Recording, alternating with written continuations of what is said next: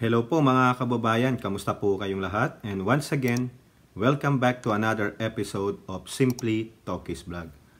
Ang pag-uusapan natin mga kababayan ay ito pong kalunos-lunos at nakakondena na ginawang pagpapasabog doon sa Marawi, no? Diyan po sa loob ng gym na kung saan ginaganap po ang misa. So, meron talagang mga evil forces na ayaw magkaroon ng kapayapaan, katahimikan ang ating bagkus patuloy pong nanggugulo at naninira at higit sa lahat, ito nga po nag-cause ng ilang buhay ng ating mga kapwa Pilipino, no?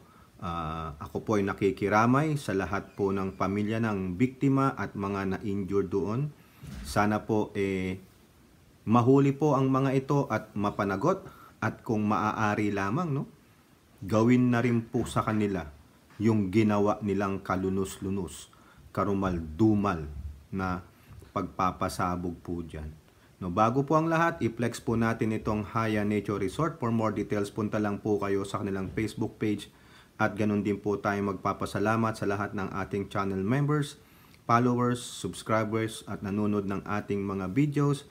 At salamat na rin po sa mga nagpapa-super chat, super stickers at super thanks, no? Pasensya na po kayo, hindi ko po napapansin yung super thanks kasi tambak po yung ating comment section sa mga videos natin. At pasensya na po si Miss Carclea at si Miss Emily Pagan, no? Maraming salamat po sa inyong super thanks. So eto nga po, kung makikita nyo sa ating thumbnail, no, PBBM kinondena ang Marawi bombing pero binatikos naman sa kaniyang pahayag. Kasi ano nga po ba yung pahayag ng ating mahal na ninong PBBM? Diyan po sa kanyang Twitter account, ito po ipinost po ito ng Presidential Communications Office Facebook page. Ito po, no, isang page statement ito na kung saan basahin natin yung first paragraph.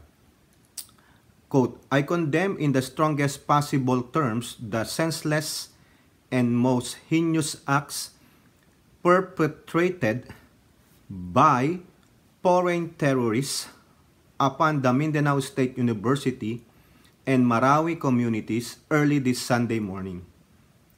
Extremists who wield violence against the innocent will always be regarded as enemies to our society. So tandaan nyo po yung sinasabi niyang perpetrated by foreign terrorists. Kasi yung statement po na yan po yung binabatikos ng ilang mga netizens, particularly yung isa pong sumikat na direktor, gawa nga po ng kanyang dalawang magkasunod na pelikula about the Marcoses. Mamaya makikita ninyo kung ano po yung kanyang sinabi tungkol po dito sa ating mahal na presidente. No, very hindi ko po alam kung ano po ang pinaghuhugutan ng direktor na ito, no? Kakampi po ito ng kapatid ng aking ninong PBBM. I don't know, no? Bakit hindi man lang siya mapagsabihan ng ate ng bayan ninyo? So, kaya ko po sinabi, tandaan nyo yon, perpetrated by foreign terrorists. No? Kasi yan po yung keywords na kung saan malalaman nyo bakit natin medyo kokontrahin yung sinabi ng direktor na iyon. Okay? Aside from our President Ninong PBBM who condemns senseless, most heinous crime, no? Biruin nyo, nagbibigay pugay, nagwo-worship sa ating poong may kapal. Tapos itong mga terrorist na to, kung terrorist nga po sila o mga talagang mga wala lang magawa, hindi ko po alam kung anong sasabihin ko. Sabihin ko na lang siguro, tang inumin ninyo kung kayo man yan, no? So, ano po ba ang mga dahilan? Bakit nila ginawa yan? Ito po, mamaya sasabihin natin. Pero basahin lang po natin yung mga sinabi ng ilang mga leaders, foreign leaders o yung mga opinion ng ating senador kapulisan. So dito po sa balita ng Philippine News Agency, ayan po, Marcos condemns senseless most heinous Marawi bombing. Updated po ito noong December 3rd. So yung first part dito, yun nga pong statement lang ng Pangulo, no? Ito naman sabi dito, foreign governments condemn bombing. No, sino po sila? The Embassy of France to the Philippines and European Ambassador to the Philippines, Luc Beron, offered condolences to the victims. Yan po yan. So they're offering their condolences to the families of victims at doon na rin po sa mga na-injured. No? Now, yung Catholic Bishops of the Conference of the Philippines, yung CBCP, also denounced, no? Sabi nila dito, is saddened over the bombing, lamenting that it even happened on this first Sunday of Advent, the beginning of new liturgical season. Surely, the killers who precipitated such a horrendous act of violence have their loved ones too. What it will take to get them to see in the families of their victims their own families. Ayan po ang sabi ni CBCP President Pablo Virgilio David. Such violence should not only be denounced, it should be renounced as a way of seeking redress by every peace-loving Filipino. Ito naman po ang sabi ng PMP. The PMP elevates security level. Okay? The safety and well-being of the community is our top priority. In response to the incident, we have elevated the security level of our police regional offices in Mindanao to full alert status. This decision is part of our strategy to enhance readiness and response capabilities to address any potential threats or untoward incidents. Ayun po ang sabi ni Colonel Jim Fajardo, the PMP spokesperson. Also, yung NCRPO, National Capital Regions Office, nag-heighten din po sila ng alert. And lahat po ng senador and even the congressmen nagbigay po ng kanilang mga pahayag that denouncing this senseless, horrific act of disregard to human lives, no? Nakakahiya naman po 'yan, no? Biruin nyo, sinasabi nila may peace talks. Yan na naman tayo no? Sinasabi nila kapayapaan, pagkakaisa. Gusto po rin natin 'yon, no? Gusto nating mamuhay na walang gagambala sa atin. Gusto natin ng pamumuhay na walang kinakatakutan. Hindi po tayo laging, ano to? Para tayong paranoid o di kaya meron na tayong PTSD. Di po ba? That is a very horrific act. Ano po ang magiging epekto nito sa thousands, no? Na umatim po dyan. Libo yan. It's a Sunday Mass. Biruin nyo yan. Grabe naman kayo. Yung mga, sabagay, ang mga terorista, wala pong alam yan. Walang Diyos yung mga yan. No? Hindi nila kinikilala ang Diyos. Disregards to human rights. No? Violation of human rights yan. CHR, dapat pumasok kayo dyan. O yung mga makabayang black.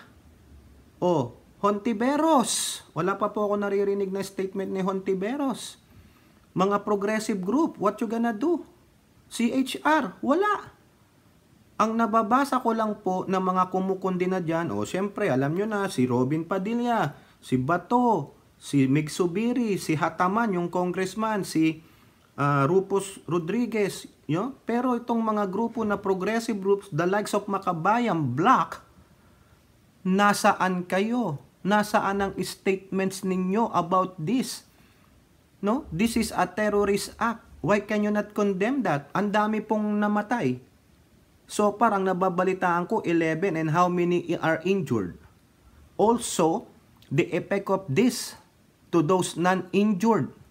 Biktima rin po sila, no? Because of the trauma na aabutin nila. Pero nasa ng statement ninyo? Walay. Di po ba? Hontiveros. So far ngayon mga kababayan, as of this vlog, wala pa po ako nakikita. Kung meron man sila, okay, I commend you, no? Kung meron man kayong inilabas ng statement na hindi ko pa nababasa, I'm correcting myself, but as of now, wala pa po. Di po ba? Bakit hindi sila ang manguna na magbigay ng statement na ganito? Di ba? O, eto pa po. Ang sabi dito sa Philippine News Agency again, ano po ba ang dahilan na nakikita ng ating mga otoridad? Retaliatory attack. Ayun, eyed in MSU bombing. Kumbaga, paghihiganti, no? Ito po ang sinasabi ni AFP Chief General Romeo Browner Jr. So quote, so tinitignan po namin yung anggulo na ito dahil sa mga sunod-sunod na operations natin. Sino yung natin? Ng ating militar against the terrorist groups in the whole of Western Mindanao. Dito sa Maguindanao, sa Lanao at dito sa Basilan. Maaaring retaliatory attack yung nangyari kaninang umaga. O ayan po, di po ba? So that is one angle we are looking for. Browner said during the past 3 days, continued operations were conducted by the Western Mindanao Command that led to the neutralization of terrorists. In Barangay Mother Tuayan, Dato Hopper, Maguindanao del Sur on Friday, 11 members of the terrorist group, anong terrorist group po ito? Dalua Islamia, including their leader Abdullah Sapal alias Brook Samal were killed. The following day, government troops also killed Abu Sayyaf group leader Sawadia alias Mundi who was tagged in the Holo Cathedral bombing in 2019. If you recall, Sawandian was the mastermind of the Holo bombings and the other terrorist activities in Holo, also in other areas of the Western Mindanao Command. Another operation conducted Sunday in Piagapo, Lanao del Sur, which led to the death of Dimaute sub-leader Alandoni Macadaya Luzcadatu alias Lando, and the arrest of a certain Sadia Dato Agni, reportedly the aunt of the slain terrorists. Ayan po yan. DND Secretary Gilbert Teodoro Jr. said the government's top priority now is to thwart further threats and bring to justice those behind the heinous act of terror. Ayan po. Diba? So, again, tayo po'y nakikiramay sa lahat po ng pamilya ng biktima, doon po sa mga na-injured at sa lahat po dyan na nandyan na nakikimisa, nagbibigay pugay, no, nakiki-worship para po sa ating Panginoong Diyos. No? Wala pong Diyos ang mga yan, mga terorista na yan.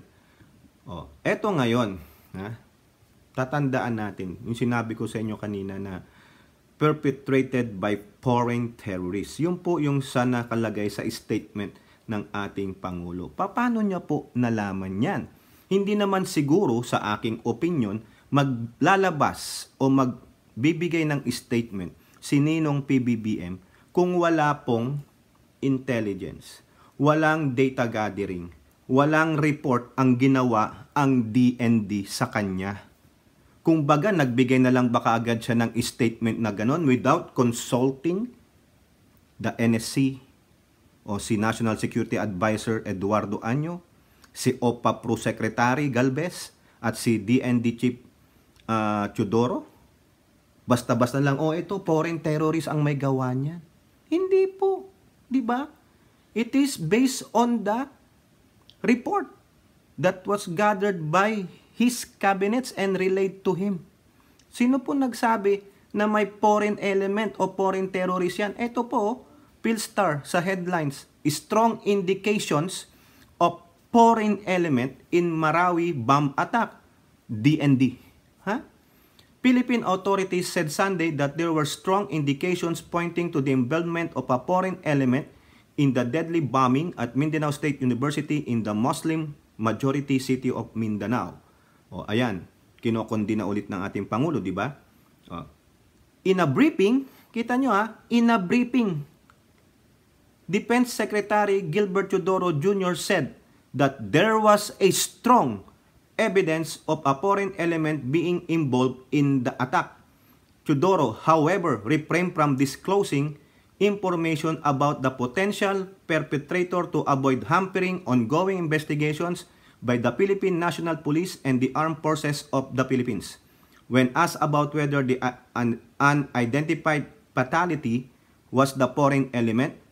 The defense chief responded, "We cannot say so." Correct. Kasi po, very sensitive pa ito. Until all the facts had been gathered and verified, that's the only thing that they can conclude that this is really. Kaya nga sabi dito, indications of foreign elements. Ano naman po ang sabi ng ating Pangulo? Di po ba?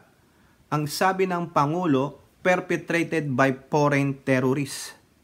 Paano niya nalaman yon? Because sa briefing nitong mga to. Di po ba? Sa palagay nyo, sasabihin ng Pangulo yung ganong statement without the proper briefing, without the proper information from the responding o corresponding mga agencies na dapat namamahala dyan? O kung gano'n naman pala, ibig sabihin, mali-mali. Ha? Nabatikos po siya dyan because of the statement of this director, yung kaibigan ng kanyang ate. O, sasabihin ko ulit itong idiom na ito. Tell me who your friends are, and I tell you who you are. Ito rin yung the same director na nagsabi, no, na merong audio na lumabas, na mas gugustuhin daw po ni Senatora Amy ng isang one loyal true friend than to have 1,000 relatives. Mas worthy pa yung isang loyal true friend. Di po ba? Now, ano ba yung statement na binatawan nitong, no, yung ipinost po nitong magaling na director na ito sa kanyang social media account? Ayan po. Ayan. Ano ba naman yung statement ng kapatid mo, Senator Amy? Okay lang sana kung tanga ang bayan eh. Dahil mapapahiya siya at ang backup dancers niya sa peace talks, sinabi niya agad na foreign terrorist ang may gawa ng karahasan sa MSU? O, patanong po yun. Very safe eh. No? Diba? Pero maski na patanong, yun namang dating nung kanyang salita, sinabi, past tense, niya agad, sinabi niya agad na foreign terrorist ang may gawa ng karahasan. Ano yun? Bumiyahe sila ng Pinas para maghagis ng isang granada? Isa? Ginagawa nyo naman kaming tanga kayo. O yan. Diba? Ginagawa nyo daw, Teodoro, Browner, o Papru, kapulisan, na tanga ang taong bayan dahil sa inyong mga statement. At ikaw, Ninong PBBM, ginagawa mo daw tanga ang taong bayan because of your statement. Para daw hindi ka mapahiya dyan sa iyong mga backup dancers mo sa peace talks, sinabi mo agad na foreign terrorist ang may gawa nun. Di po ba? Sinabi niya agad. No?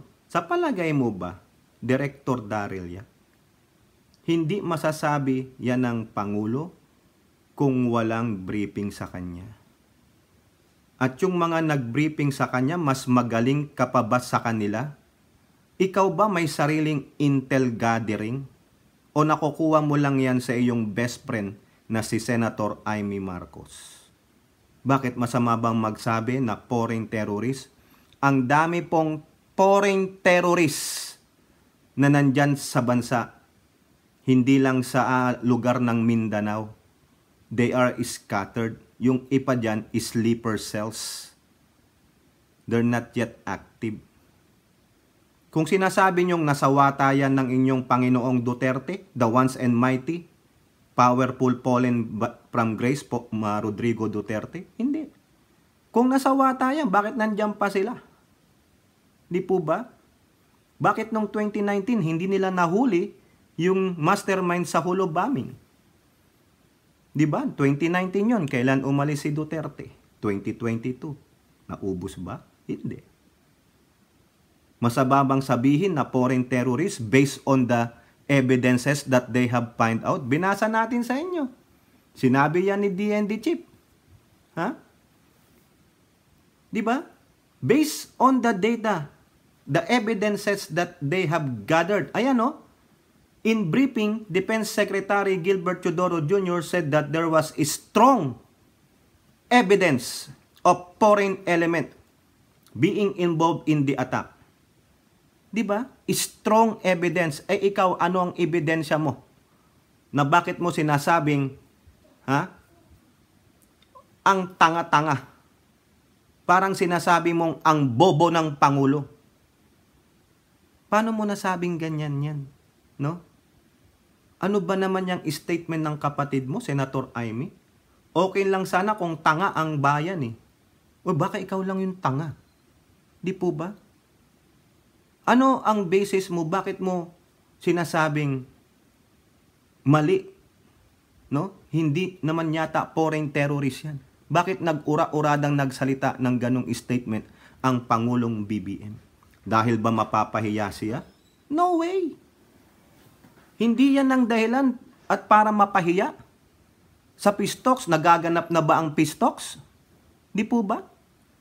May nagaganap na bang peace talks? Wala pa. Pinaplano pa lang. At sigurado ka ba na maapektuhan ng peace talks dahil dyan? Ano ang sabi ni Browner? Retaliatory paghihigante ng mga teroristang grupo, whether local or foreign. Tapos anong sabi niya? Ano yan? Bumiyahe sila ng Pilipinas para maghagis ng isang granada? Ikaw ang tanga. Gumawa ka ng research mo. Nandyan na po sila sa Pilipinas matagal na nung panahon pa ng poon mong Duterte. Hindi yan naubos. Maski nung Marawi siege, hindi sila naubos. Nagsitakas ang mga yan. Nagkaroon ba ng confirmation ang Duterte administration na natwart nila lahat ang mga foreign or domestic terrorists? Kabobo mo naman pala.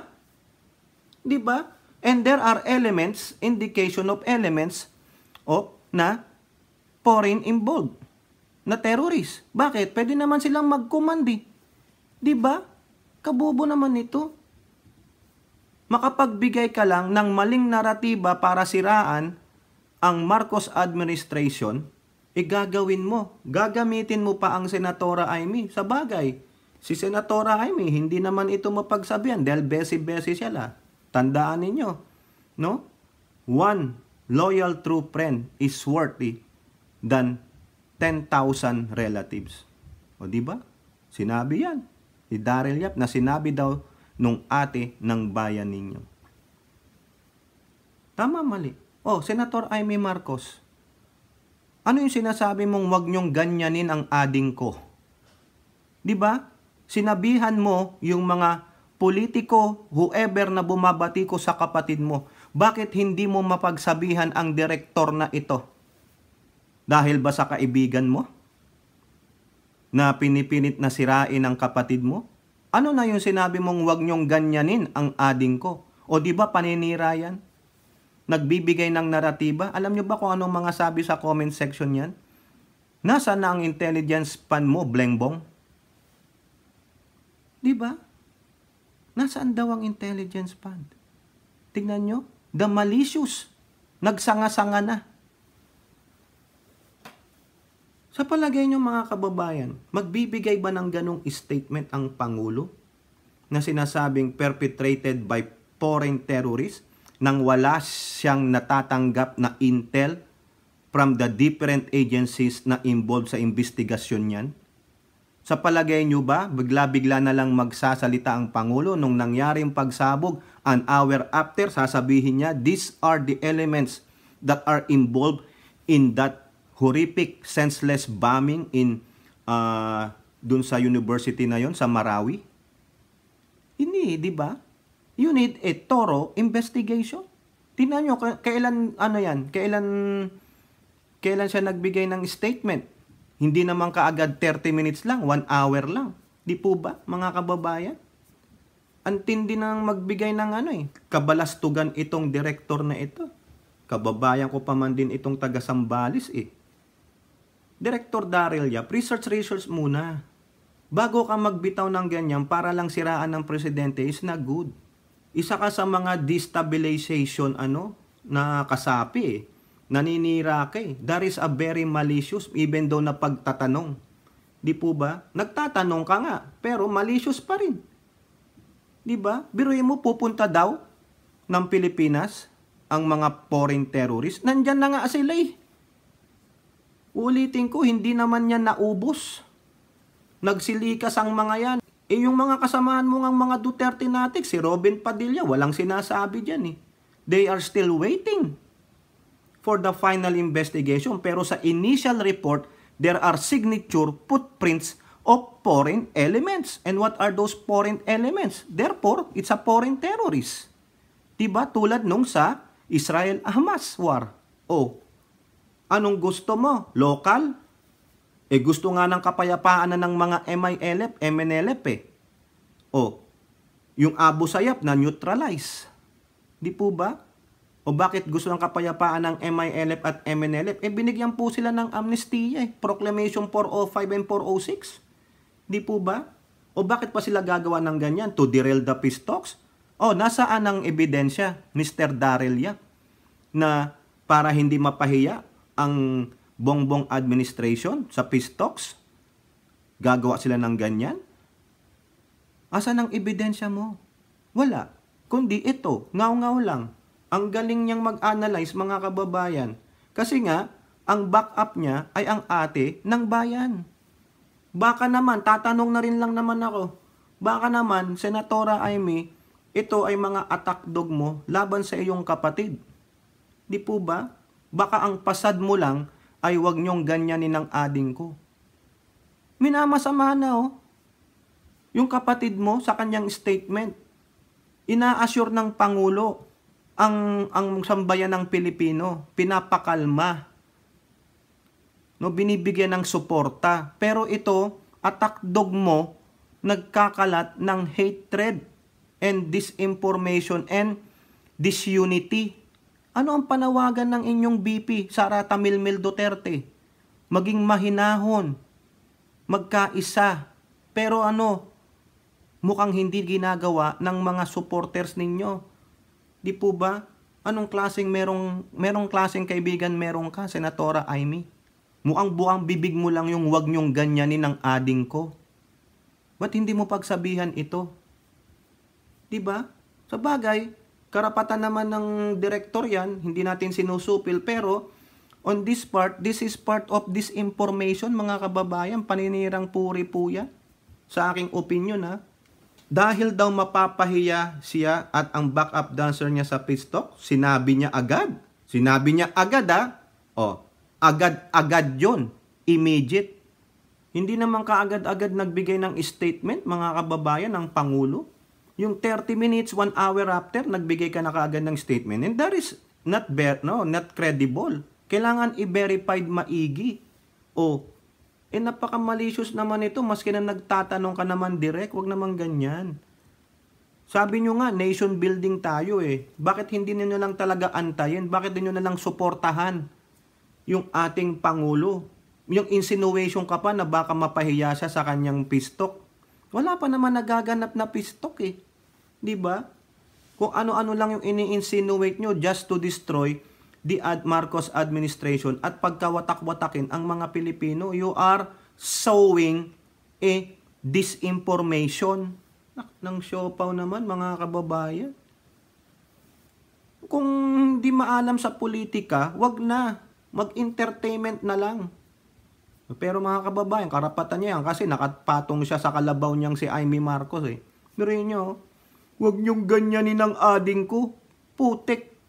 Yung mismong mga kaibigan niya ang bumibira sa kapatid niya, hindi niya man lang mapagsabihan. O di ba? Double standard. O kayo po, ano pong inyong masasabi diyan, no? Once again, condolence po sa lahat ng pamilya ng biktima ng nasawi diyan po sa Marawi bombing, no? Gana, oh. Gusto mo ng kapayapaan pero may mga elemento na ayaw niyan. Comment down below and don't forget to like and share. Hope to see you on the next videos. Bye-bye. God bless.